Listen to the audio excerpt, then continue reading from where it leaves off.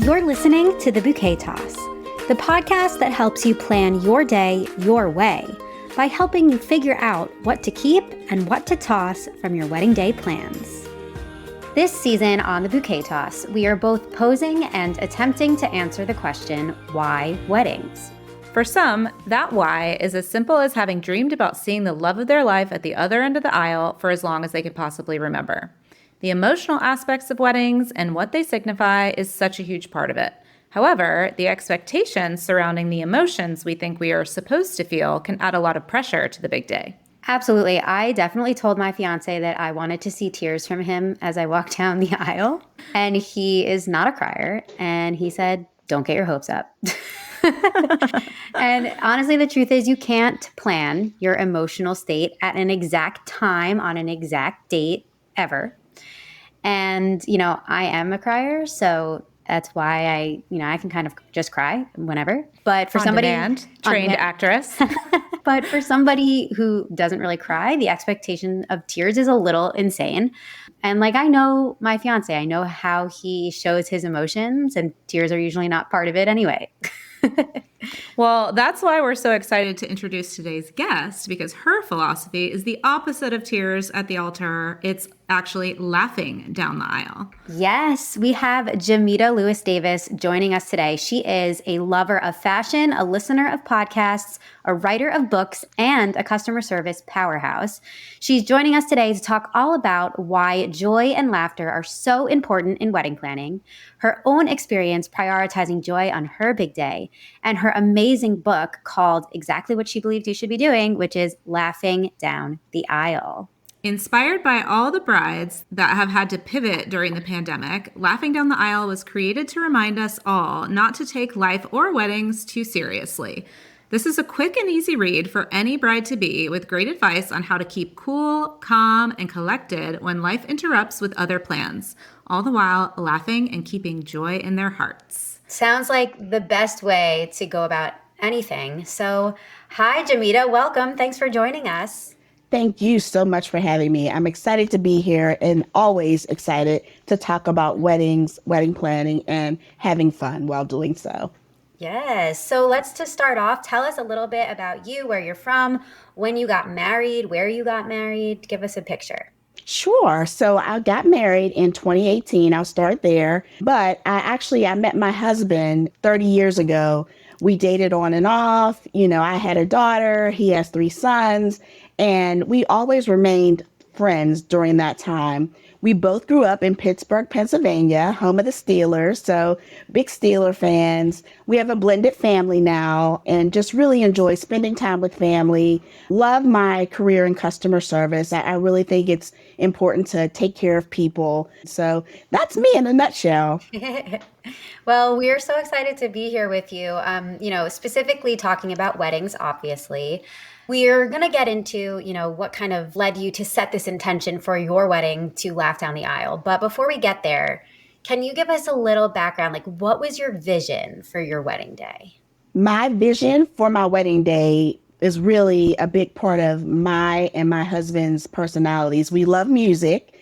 So we went with a love and hip hop theme. We thought about how can we share with our guests the things that we love in a way that will be memorable and that they'll be able to enjoy and talk about, for months after the wedding. So we really wanted to make it about our guests, but using things that we love, which, we love each other and we love music, specifically hip hop.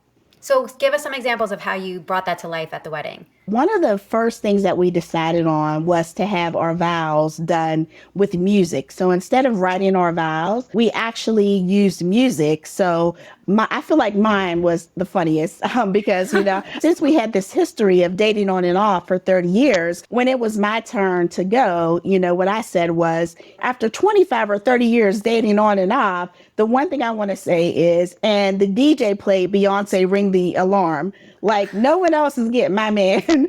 The guests got a really good laugh from that. And of course, my husband's songs were all lovey-dovey. So it was a really nice way to give the guests something to laugh at and incorporate that music and hip hop piece. Also, we had artwork throughout the space. The artwork was all hip hop focused. So It Takes Two to Make a Thing Go Right was a part of it. We had a sign where we got married, it was kind of like our altar, but it was a billboard sign, and it said, "I'm a movement by myself. I'm a force when we're together." So we really tried to incorporate some of our favorite songs into the vows, into the wedding, into the reception. All hip hop, was played by the DJ. And even the mother-daughter dance, my daughter and I, we danced to a Beyonce remix, which was hip hop focused. So we tried to take all those little details and just infuse it into the entire evening. That is so cool. I love that. Thank you. Thank you so much. Where did you get the inspiration for this stuff? Like from social media, or like how did you put that stuff together?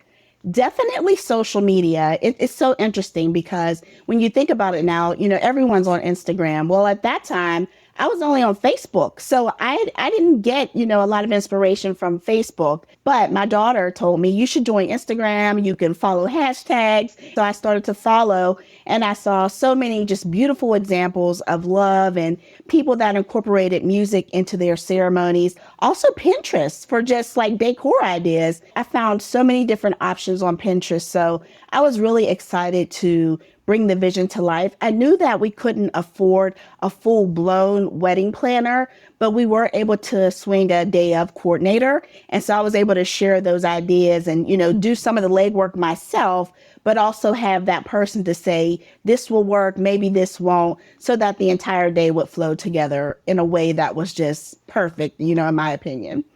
Amazing. So you had this like really beautiful vision, and then you set a really beautiful intention for the day, which was laughing down the aisle. So how'd you get there? Tell us what that meant for you and how it kind of played out on that day. Sure. So as I'm sure you both know, with wedding planning, there can definitely be some stressors that, come up along the way. A few of the stressors that I had were... Putting it lightly, right? Yes. And I feel like my biggest stressor was my wedding dress. There was all these issues with getting extra material. I'm a plus size bride, so we had to make some alterations, but we had to order material. And I wanted it to be the same material as the designer. So that was, an obstacle kind of at crunch time and within like a month of the wedding day. And then what really got me to think, after this, we're all going to laugh about it, was when my bridal shower was crashed. And I'll never forget, my fiance at the time picked me up. We were loading all my gifts into the car. And I told him, like, hey, my bridal shower got crashed. And he laughed. And it just was a reminder that, like, yes, the bridal shower got crashed, but we all still had a great time. People got to give me all types of great marital advice and just really come together and wish me well. And then we got some nice gifts, too. So it was like, in the grand scheme of things, it wasn't a big deal. And that's when I was like, okay, if something happens, we're just going to laugh it off. And I was able to just move forward from that point. I need more info here. Like, can we rewind for a second? Who crashed your bridal shower?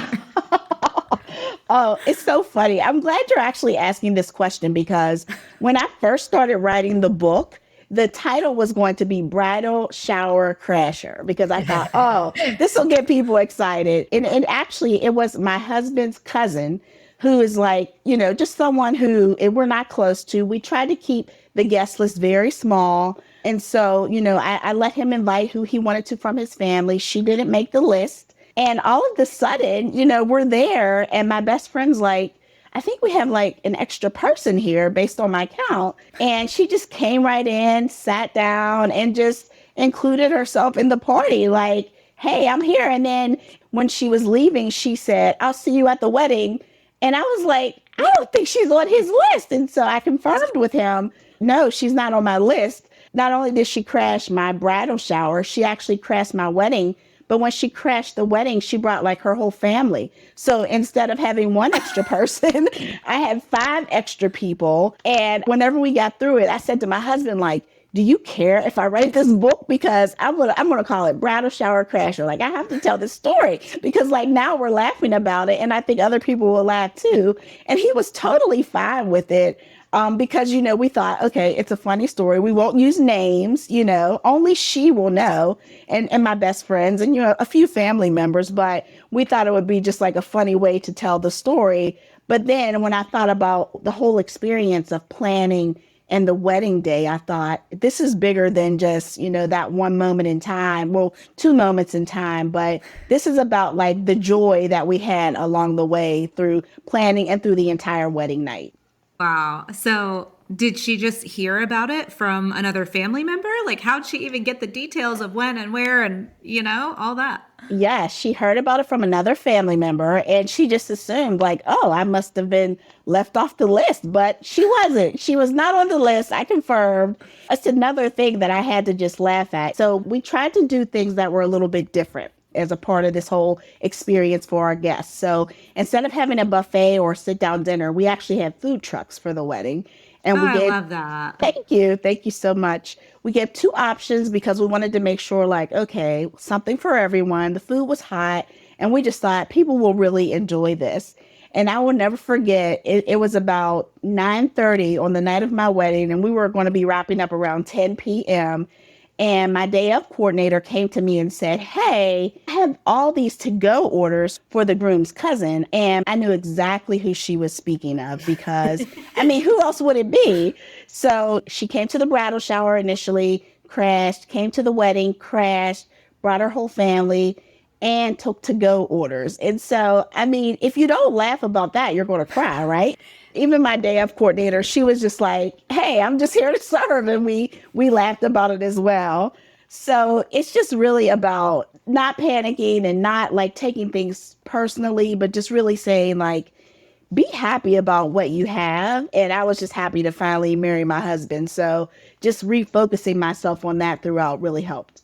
That's too good. Honestly, it does make you feel like it could happen to me. And if it does, let's just laugh. It's a great story to tell. It is. And if that's the worst thing that you have to contend with on your wedding day, then it's no big deal. She just loved you so much. She had to be there. She had FOMO. She couldn't. That's right. That's right. Well, I love that. I think laughing down the aisle, obviously everyone can use that advice because you get so nervous about all of the things that you're planning and, even just maybe the amount of money that you're spending like can cause some stress. And then also I think you get so wrapped up in that, then all of a sudden you actually do realize when like you're walking down the aisle that, oh, this is what it was for. I'm getting married in March. And so I'm like in the middle of planning and I turned to a friend at a wedding recently and I was like, did it hit you like the second that you walk down the aisle, like, okay, this is it. This is the one time I'm doing this. Everything needs to be right. I'm going to remember exactly how I was feeling at this moment. I'm going to remember what he looked like in this moment because we don't normally do things like this where we have all the people we love, but like we make them not speak because we're basically putting on a show, right? And I feel like there is this unnatural kind of part of it, which is also the beauty of it because we don't do this any other time. But to be able to say one goal of mine is to laugh at least once down the aisle, I think kind of just changes the whole idea of the pressure I'm putting on that very moment. I totally agree. And you should really just want to enjoy it and just kind of take it in because as much as you plan, there's always going to be something that happens. There's a chapter in the book that talks about like planning your work so you can work your plan. And of course, you think like, okay, if I do everything right, I'm not going to have to worry about anything. And, we had food trucks for our wedding. So our guests had to go outside to get food. And that whole weekend of my wedding, it rained like cats and dogs. So, we pivoted the day before. We divided and conquered and we all got umbrellas to match the decor. And we said, we're still doing this, but we just got to like take these extra steps. So like something is going to happen and you're going to have to adjust. And I think it's easier to remember to laugh or smile than to think about all the adjustments you may have to make because you just won't know until it happens. Yeah. It's so true. Like one thing we always try to encourage couples to kind of ditch or maybe toss from, their whole wedding planning mindset is the idea that like perfection is possible. That is a myth. Nothing is perfect. Nothing is ever going to be without flaws or challenges or chaos or whatever. But if you can make your goal instead to be focusing on that joy and that laughter and that enjoyment, that is a much better thing to focus on and strive towards. Definitely. I totally agree with that. I'm thinking back now, for my sister's wedding, I was her maid of honor, and I guess I just felt, kind of awkward, right? Like walking down the aisle. And it was, my sister had wanted me to go down with the best man, but like then somewhere down the line there was like miscommunication, and we didn't do a rehearsal, by the way. And we had somebody just like right before be like, okay, you walk with this person, and like this is, and so I listened to her, but I should have remembered what my sister said. But anyway, so I like walked down by myself, and there's this great picture of me laughing, like full smile, mouth open, just like laughing, because I'm like, hi everyone, and no one's talking, and it like we suddenly get serious because there's music, but I was like, everyone I love is here and I just want to say hi. And so I'm hoping I can recreate that at my own wedding. But I feel like the expectation is like for like this very serious, like the bride walks in and everybody stands and we get quiet and we get serious, but maybe we don't need to. Yeah, I agree. I love that. Keep that picture in your head. The big smile, the joy. If you can do that, and if you can get an identical photo It'd on be your cool. wedding day, that'd be so beautiful. It would be. So, what other parts of the wedding can we really think about laughing through? One of the big things for me was being able to laugh about the schedule because our schedule was like totally thrown off. You wake up early and you're getting ready and you think, okay, everything's going to flow. And then at 4 o'clock, we're going down the aisle. And then that doesn't happen because maybe someone is running late or, something is happening at the venue. So I would definitely say laugh about the schedule. If you have a planner or a day of coordinator, let them deal with that.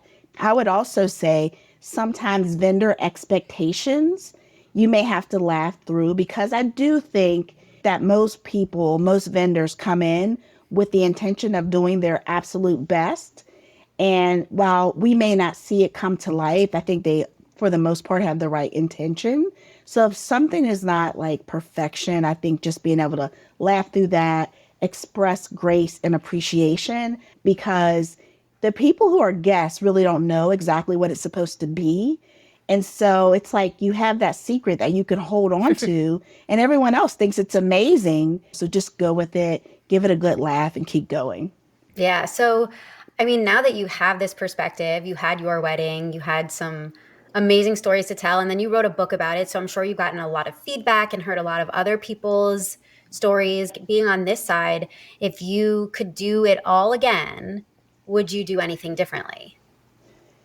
The only thing I would do differently is I would take more time to look for a dress and allow time for the corrections to happen, because even though everyone was like, your dress is beautiful, we love it, it wasn't exactly what I had in mind. So if I could just get another chance, I always tell my husband when we renew our vows that I'm going to get the dress, I'm going to look like 2 years in advance. I'm going to make sure that everything is, perfection, because that is the only thing where I felt like, oh, I just wanted like a couple different things in terms of alterations. But again, no one else noticed, to them, it was a beautiful choice. But for me, I'm like, one more shot at the dress would be just perfect for me. Honestly, let's talk about that for a second, because I do think the dress and like dress shopping is one of the most maybe stressful parts a lot of the time, but mostly because of the way that dress vendors, I guess you'd call it, like people who are selling them, operate, because they put this like insane pressure in terms of the time that they're expecting it to take to come in. And I get it, like if it's coming overseas or whatever it is, and yes, we need to bake time in for it. But then there's like this crazy setup this time for your alterations, but then like the next one has to happen within a certain amount of time. And I feel like the biggest thing I see in a lot of like the Facebook groups that I'm in with brides that are planning their wedding is that they've chosen a dress and now they don't want it. They were talked into a decision and they want to sell it because they want to get a different one. Yeah, I think the reverse of that is, my daughter got married in 2021 and she waited till the last minute to plan. So she decided, I would say February, that she was getting married in July.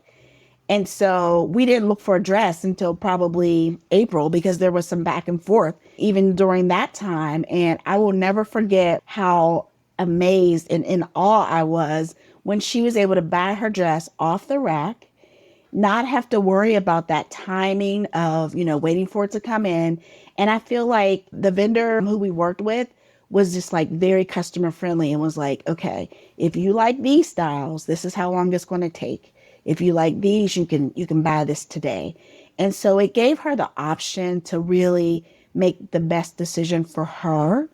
And she knew all the risk in advance if she wanted to order something. And so that experience, I feel like, was totally different than my experience. And I was just like, wow, it really is about finding the right vendor, finding the right bridal shop. There's something about finding someone who's been in that business a long time, knows the space, knows the vendors that they're ordering from, and is really, immersed in what it means to have a beautiful bride on the wedding day. Because I think some shops just sell dresses, but some people understand what it means to a bride on that wedding day to look amazing.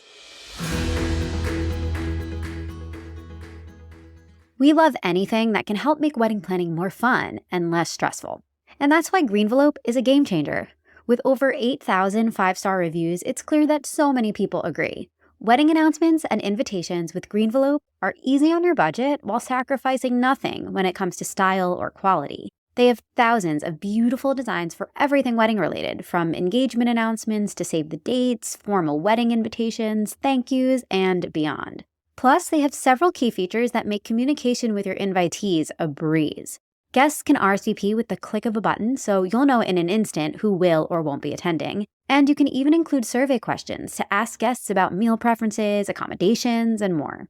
One thing that I personally think sets Greenvelope apart, and something that really turns the stress way down, is that with every Greenvelope account, you have your very own messaging center. This makes sure that you're able to keep in contact with any of your guests at all times, whether you need to follow up, pivot your plans, or even ask for an extra hand. And while it's true that weddings with Greenvelope save a lot of paper, the company takes their commitment to a sustainable future a step further, partnering with organizations like National Forest Foundation and being a proud member of 1% for the planet. So if you're planning your big day, there's really no need to wait. Visit Greenvelope today by going to greenvelope.com/BSB or by visiting the link in the show notes. So it seems like for your daughter's wedding, that was maybe one of like the savviest things she did was buy off the rack, which can we get more off the rack dresses? I just want to say that. Me too. Right. Yeah. But I mean, I did similar, and it was part of why I wanted to go there was because I knew I couldn't walk out with it, but I could get it within like a week and even like return it if I wanted and get a different one. Like I needed a little bit of that peace of mind. But for you, what would you say was your savviest hack for your wedding? So I would say my savviest thing that I did for our wedding was actually purchasing some of the items that we used as a part of the day. So some of our candle holders we purchased at a really good price. Some of the artwork we had throughout the space, we purchased at a really good price. And then we were able to repurpose it. So we have some candles in my home. We have some in storage because, we had so many. But like I can bring them out for like other people's events. So baby showers, bridal showers, we can use them over and over. So I feel like we got our money's worth. And then my husband actually has the artwork in his office. So it really worked out versus renting and, paying the upcharge that sometimes is associated with a wedding.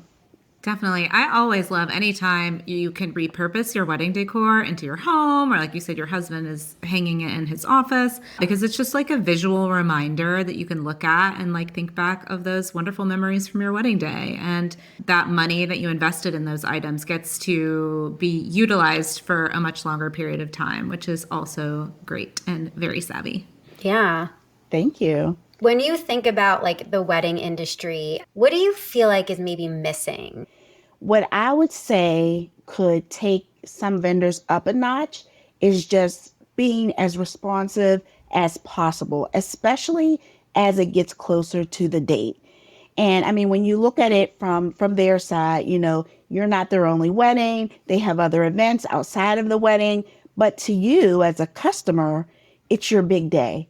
And so as you get closer to the day, you want to know that people are taking care of the thing that you're investing in. That's great advice. I feel like especially our millennials, our Gen Zs, these younger generations, they are connected. They want Yes. instant feedback, instant responses. I know I can be guilty of this as well. I get real angry if my plain Wi-Fi doesn't work, things like that.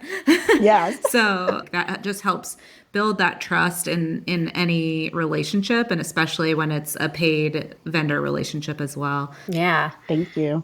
So also I would like to ask, our big thing at the Bouquet Toss is what do you keep, what do you toss? So when it came to wedding traditions, was there anything that you kept that you were like, yes, that's a tradition that feels right to me. I want that in my wedding. And was there anything you intentionally tossed from your day? We definitely wanted to have a bridal party. That was important. Even though it was a small wedding, we had a small bridal party just because we wanted to bring our family along with us. So I had my best friend, my husband had his best friend, and then our kids were the rest of the bridal party. The one thing that I would say that we tossed immediately, as soon as I got engaged, I was like, when I get my bouquet and it's time to throw it, I am not throwing it. I am giving it to my daughter because I am hoping that, she will be next to get married. So everyone thought I was going to throw it. And I just went over to my daughter and gave it to her. And it worked. It's magical because she was married shortly after. Love that. The other thing that I would say that we wanted to make sure that we threw out was we did not want our guests to feel like they had to come in and sit like groom side, bride side. We were just open seating. Everyone loves each other, and let's just sit that way and get along. And it really created an opportunity for people to mix and mingle throughout the wedding as, they were waiting for the bridal party to enter. So I would say that's another thing that we were just like, no, we don't care where people sit. Just let them come in and sit, wherever they choose. It really adds more to that like community feel and that joining together of both sides of your loved ones and families. Yes, Yeah. for sure. That's awesome. It sounds like you had an amazing day and also an amazing story to tell with some surprise people. But tell us a little bit more. The book that you wrote is such a great thing, honestly, for like anyone even going to weddings probably to read and just like have fun and kind of like get some of the jitters out of what weddings feel like for a lot of people. What is something that like you would love to tell future readers of the book? Write down the things that are important to you. Do that early and do that often because things can definitely change along the way because it's an opportunity to write down like, okay, what's important to me? What kind of things can I live without? Because, as to your point earlier, there is this factor of budgeting, staying on budget, and getting the things that you want because it is that one special day. And really try to stick with that because it is the one time that I feel like you should get whatever you want, especially if you're the bride. I mean, the groom to some degree, but the bride should get whatever she wants. Absolutely. Jameeta, if you had to give 3 top tips for keeping the perspective and focusing on that joy as they're planning their wedding and approaching their wedding day, what would those top 3 tips be? Enjoy the moments with your family and friends, whether it's big or small, because they're going to get excited and right along with you. Spend time with your spouse. One of the things my husband and I did was after work, we took a walk around the neighborhood and we talked about wedding planning updates. And so it was like a really good time for us to reconnect and just talk through everything that was happening, but also just spend time together because schedules get busy, people are working. And then don't lose sight of what's important because no matter what happens, it's still that launching pad and it's still the start of your future with the person you love. So just don't forget that. Love it. Perfectly said. Thank you. I love the first one particularly because something that people have been like advice people have been giving me is it kind of exactly that. Like you're planning a wedding, but it's like it's not just the day, it's the whole lead up to it. And if you get shy about it and you're like, oh, I don't want to bother people with talking about my wedding plans, or I don't want every conversation to turn into being about my wedding, like you kind of lose some of the magic of it because Yep.